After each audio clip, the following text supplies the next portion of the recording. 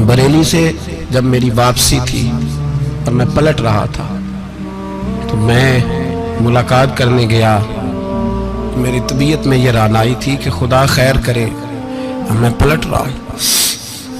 मैं मुलाकात करके जब वापस बाहर आ गया, मेरे साथ एक शख्स था तो मुझे फिर बुलाया, और जब मैं दोबारा अंदर गया तो मुझे अपनी जेब से कुछ रुपए निकाल के दिए। फरमाने लगे ये खर्च है आने जाने का और कभी महसूस न करना।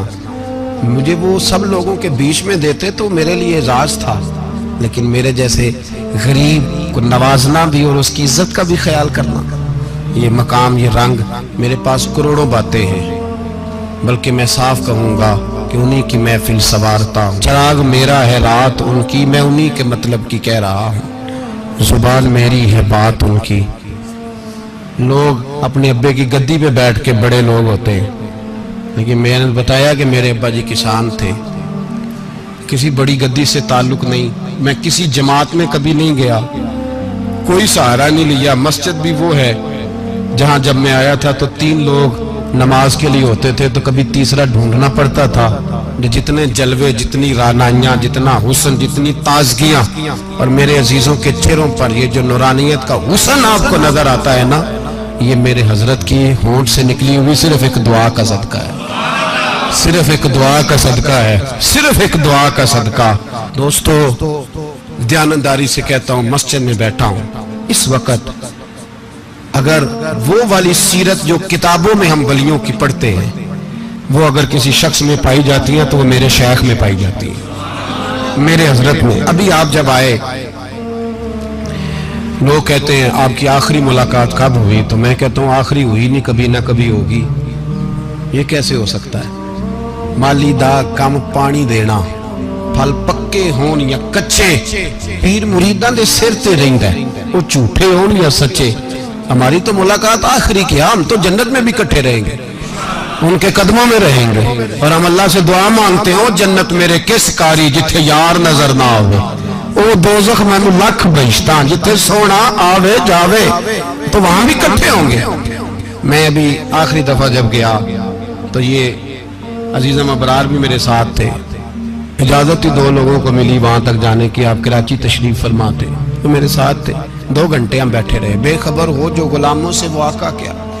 6, 7, 8 घंटे इंतजार करना पड़ा, शिकन भी नहीं आया। निका जी कहते हैं उसे बिठाओ बिठाओ, तो बंदा किसी जगह का अपने आप को कुत्ता भी कहे, तो कुत्ते तो बेचारे सारी दिहाड़ी बाहर भी नौकरी कर जाते हैं, ये भी नहीं कहते मैंने अंदर आना है, वो तो कभी कहते ही नहीं। उन्होंने कभी कहा है बंदा सग भी कहलाए और फिर वो ड्यूटी भी और तरह की करे, नवाबों जैसी ड्यूटी करना और बात दरवेशी और गुलामी की करना, ये कैसे? 2 बातें तो नहीं होती, बात तो एक होती है। दुनिया खसमां दी विच अज़ाब वसन भाग जाग जांदे हो ना गोलियां ने।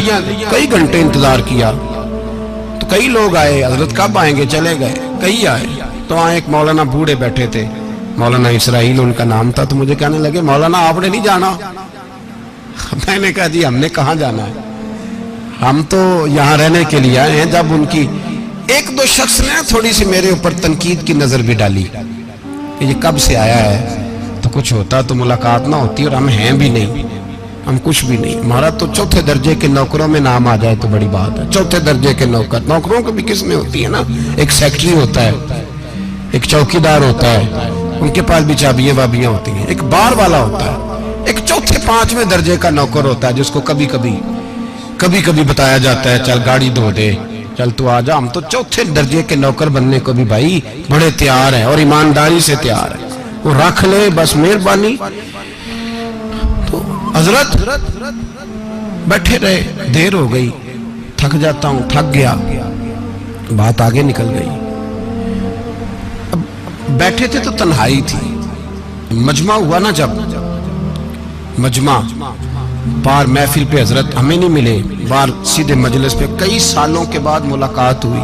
चिर होया मैनू तरले लेंदे कदी मोड़ मेरे वल वागा, ख्वाब मेरी एक बार जे आवे मैं सारी उम्र ना जागा। देर हो गई, मैं बड़ा तरसा हुआ बैठा था, कई घंटे बीत गए, बैठे रहे। मर्जी है ना जी, यही रस बोले थे ओदी मेहरबानी।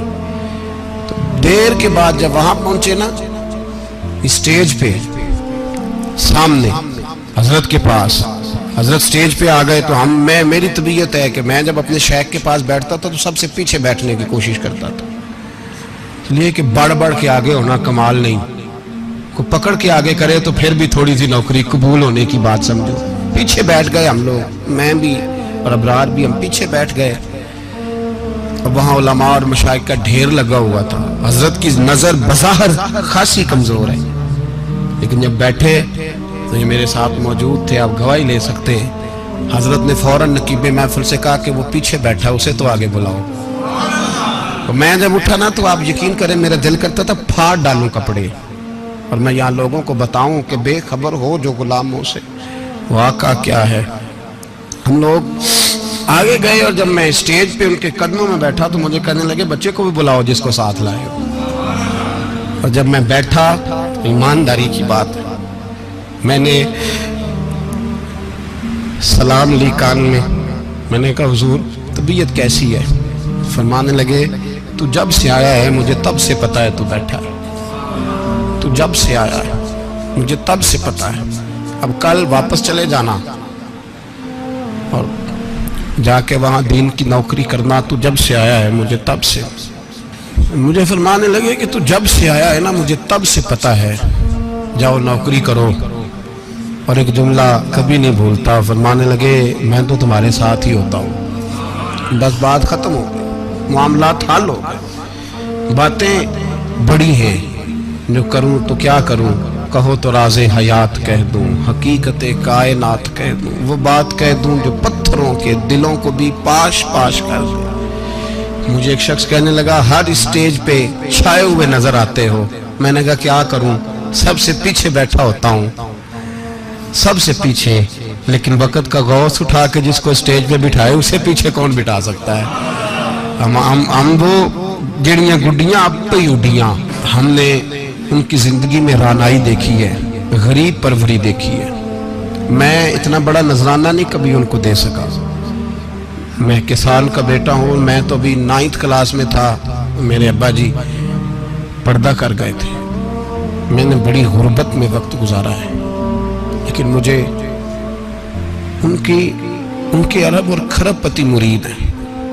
کھرب وہاں لوگ کروڑوں روپیہ لے کے لائنوں میں کھڑے ہوتے ہیں، میں غریب باپ کا بیٹا اور مستعار زندگی، لیکن میں نے انہیں عزت دیتے دیکھا ہے، میں نے دیکھا ہے وہ قریب بلانے والے، وہ پیار کرنے والے۔